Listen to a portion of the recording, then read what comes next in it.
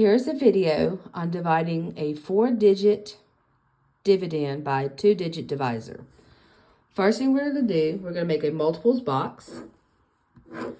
We're going to list the first 9 multiples of the divisor, 23, using repeated addition.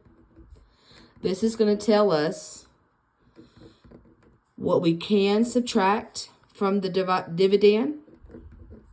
So I'm going to only go to 9 because if I do 10, it'll regroup into a larger place. So I'm going to use repeated addition. Start off with times 1 is 23. Come over here and add 23 plus 23 for 2 times. That's going to be 2 times 23 is 46. Fill it in the table. And I'm going to keep adding 23 and then filling in the table until I have all the way to 9 times. 7, 9, 92. I see I'm filling it in, multiples of 23. I'm going to keep going.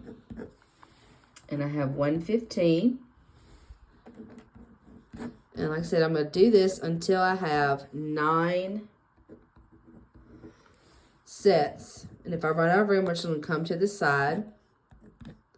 11, carry that 6, so that's 161, almost done.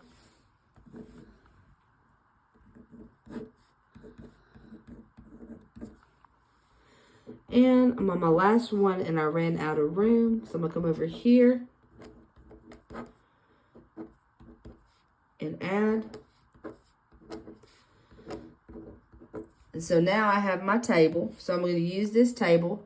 So I'm going to start with 1.